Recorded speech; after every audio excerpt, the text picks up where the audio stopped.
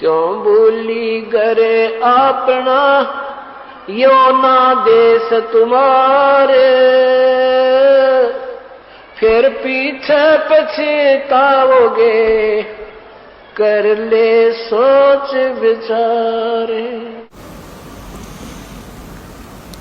कबीर एक दिन ऐसा होएगा सबसे पड़े बिछो, राजा राणा राव रंक सावधान क्यों न हो।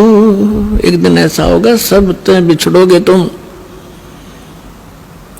और कोई तुम्हारे साथ नहीं जाएगा। कबीर साहब कहते हैं हिड़की दे दे रोएगी सुरता जब तू चलेगी अकेली। आज तो इस परिवार में आपका खूब दिल लग रहा है, या कोठी मेरी, बेटा मेरा, बेटी मेरी, या कंपनी मेरी, और जब 1 मिनट में तेरा जाने के वो कागज पूरे होंगे तब ने कहा पछाड़ खा खा रोएगी सुरता। तो जब तू जाएगी अकेली, तेरा कोई आगे पाछे होगा नहीं। गुरु तूने बनाया नहीं ताकि तेरे सामने आके खड़ा हो जाता का बेटा और उनको भगा दे यम के दूतों को। एक दिन ऐसा होएगा सबसे पड़े बिछो, राजा राणा राव रंक सावधान क्यों न हो। उजड़ खेड़े ठीकरी ये गड़गड़ गए कुम्हार, वो रावण सरीखे चले गए भाई लंका के सरदार। ऊंचा दिखे धोलरा और मंडी चित्ती पोले, एक हरि के नाम बिना यूं काल मार रहा रोले। एक एक शब्द मालिक का विचार करियो पुण्यात्माओं। कहते तो न बहुत ऊंचे महल दिखाई दे हैं 2-2, 3-3 मंजिल के, और खूब उसके ऊपर चित्रकारी और चिप्स लगा रखी है।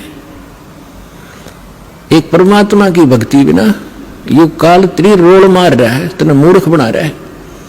1 सेकंड में मृत्यु हो जाएगी और फिर गधा बन कर घूम रहा होगा, कुमार तेरा लठ मार रहा होगा। तो परमात्मा ये बताना चाहते हैं कि जितना तू जानता है इतना ही नहीं, इससे आगे भी कुछ है। वो परमात्मा या उसके बच्चे संत ही बताया करते, उनसे तुम संपर्क नहीं रखते।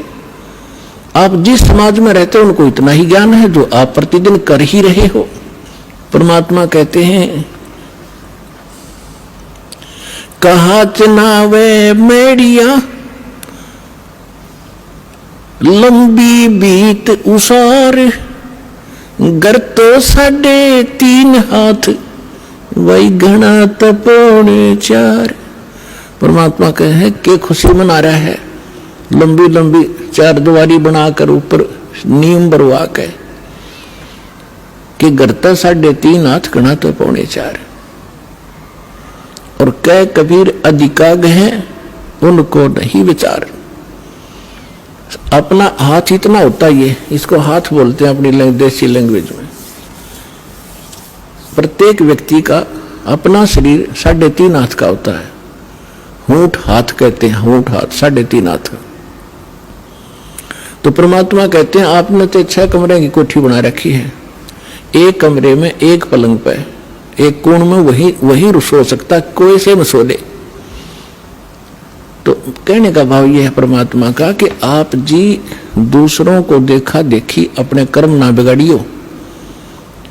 जो तेरे भाग में भगवान ने दे रखा ठीक है, 1-2 कमरे 4 जिसे तेरे बना ले, और ना होता तो धक्का ना करिए, उसी में टाइम पास कर ले। सिर्फ ये सोचकर ये रेस्टोरेंट है, हमने कुछ दिन टाइम पास करना है।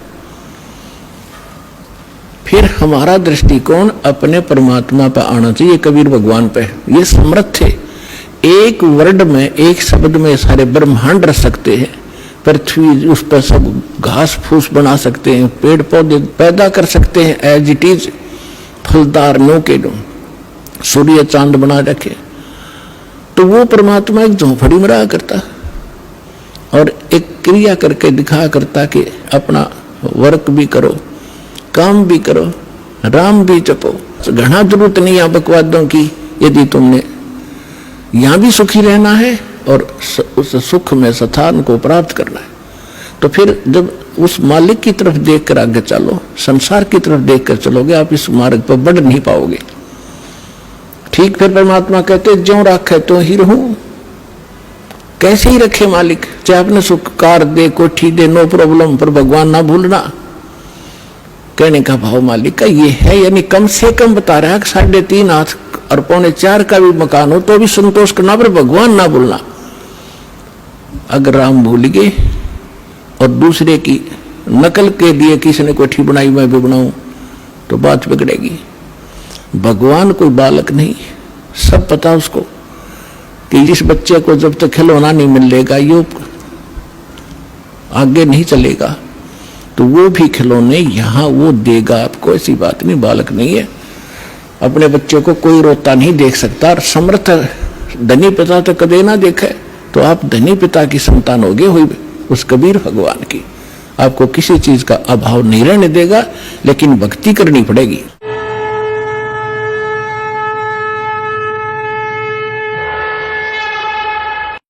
हमसे जुड़े रहने के लिए हमारे YouTube चैनल को सब्सक्राइब करें और नई वीडियो की नोटिफिकेशन के लिए बेल आइकॉन को दबाएं। अगर आप ये वीडियो Facebook पर देख रहे हैं तो लाइक जरूर करें और ज्यादा से ज्यादा शेयर करें। धन्यवाद।